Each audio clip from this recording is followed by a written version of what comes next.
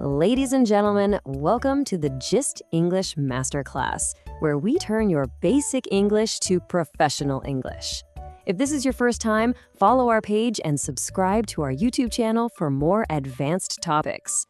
Today, in this explainer, we're taking a deep dive into something that, well, sounds pretty small, but absolutely packs a massive punch in professional communication.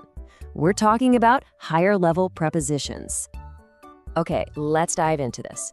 On our agenda today, we've got the power of prepositions, expressing responsibility and authority, diplomacy in meetings and business strategy, executive-level upgrades, and finally, some common errors in practice. We're going to see exactly how these tiny words create the real difference between just functional translation and true executive fluency. Section 1, the power of prepositions. Now, you might think that having an excellent vocabulary is enough to succeed in global business, right? Well, the reality is that incorrect prepositions can completely ruin your clarity. Just listen to the immediate difference in tone and authority right here. Over on the left side, we've got your basic, functional translation. We discussed about the issue, or I am responsible of the project. Honestly, it sounds a bit unpolished, doesn't it? Now listen to the executive level on the right. We discussed the issue. I am responsible for the project. Instantly, you sound so much more competent and internationally fluent. These little details matter immensely when you're trying to establish real trust with your global partners. Moving right along to Section 2, expressing responsibility and authority. Prepositions are the very tools we use to define leadership, and getting them right signals exactly where you stand in the corporate hierarchy.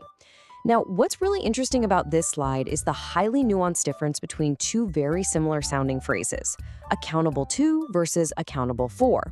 Accountable to is the person or organization you actually answer to, like the regional manager is accountable to the board. But accountable for?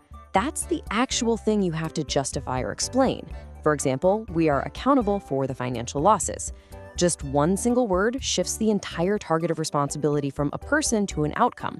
Imagine telling the board you are accountable to the financial losses. Yeah, that completely changes the meaning and probably wouldn't go over very well. And when we're talking about direct leadership and control, we use phrases like in charge of and under the supervision of. To ground this in corporate reality, you wouldn't just casually say, she leads international. No, you'd say, she is in charge of international operations. It establishes clear, undeniable leadership. Or if you need a really formal, professional expression to show oversight, you'd say, the project was completed under the supervision of the legal department, which, let's be honest, is often the corporate way of saying legal is making sure we don't mess this up, right? It's precise, it's authoritative, and it leaves absolutely no room for ambiguity. All right, let's step into the boardroom for Section 3, Meetings and Business Strategy. In this area, we shift our focus to how we discuss strategy, where diplomacy is just as important as directness. You know, in business, the word about is often just way too casual. Let's talk about the budget is totally fine for a quick coffee chat, but in a serious strategy meeting, we need alternatives. In regard to is perfect for formal clarification. Saying, in regard to your proposal, we need clarification sounds highly professional. Moving into legal and corporate settings, with respect to is incredibly common. Think with respect to employee welfare. Then, if you want to show that your actions align with a broader strategy, you use in line with, as in pricing is in line with market expectations. And finally, we have the very formal in accordance with, like acting in accordance with ethical standards. These phrases, they kind of soften your communication while simultaneously showing absolute precision. They are literally your diplomatic upgrades for everyday corporate discussions. Which brings us perfectly to Section 4, Executive Level Upgrades. This is all about actively upgrading your basic meeting vocabulary to sound much more internationally professional. And this brilliantly illustrates how we do it.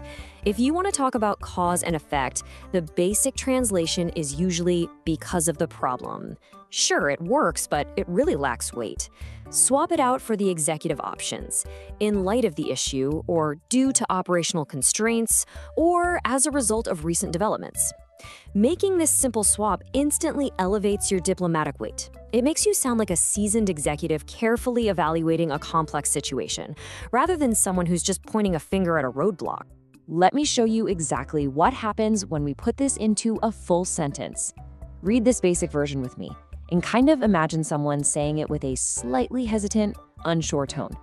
About the project, we have some problems with costs. Okay, it's entirely functional. Everyone in the room will definitely understand you. But it's informal, it's a little clunky, and frankly, it just isn't going to impress stakeholders in a high-stakes strategy meeting where confidence is quite literally everything. Now, let's apply our executive upgrades. Imagine leaning forward, looking your stakeholders right in the eye, and saying, "With regard to the project, we are currently facing challenges in relation to operational costs." Wow, do you hear the difference there? It is incredibly confident, it's polished, it sounds significantly more diplomatic, precise, and just internationally professional. You aren't just communicating a problem, you're communicating that you are a leader who has a firm, steady handle on the entire situation. Let's move right into Section 5, Common Errors and Practice. In this interactive portion of our explainer, we're going to look at how a single preposition dictates the precise meaning of your sentence and address some common pitfalls. For example, you're interested in marketing for curiosity. You are good at negotiation for a skill. You're capable of handling complex projects for ability.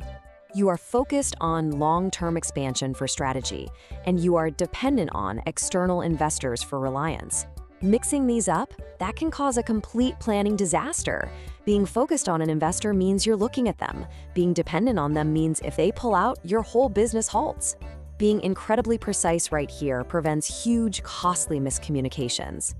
Now, there are some common translation traps, particularly for speakers of Romance languages like French, but honestly for anyone learning advanced English. And look, there's absolutely no judgment here. These are just high-value, easy wins for your daily communication. So instead of demand for him to explain, you say demanded an explanation from him. Instead of she explained me, it's she explained to me. And instead of I participated to, the correct natural phrase is I participated in. Fixing these little things instantly smooths out your delivery. All right, it's time to put this into practice. Can you correct these 5 mistakes? Let's take a quick pause. Read through them and mentally solve these. See if you can spot the missing, incorrect, or unnecessary prepositions based on everything we've just covered. I'll give you just a moment to lock in your answers. Got 'em? Let's move to the answers and see how this builds your fluency step by step. For number 1, we discussed the budget. No about needed there. For number 2, she is responsible for recruitment. Number 3, the proposal is in accordance with company rules. Number 4, we acted in response to customer complaints. And for number 5, since the CEO is a person you answer to, the manager is accountable to the CEO. So, how did you do? Getting these right is a massive step forward. So, the crucial point is this. Advanced fluency really hides in these small words. Prepositions might look completely insignificant on a page, but they create the critical difference between basic and executive English. They transform direct, sometimes blunt language into highly diplomatic language. They take you from awkward translation English to completely natural, flowing English.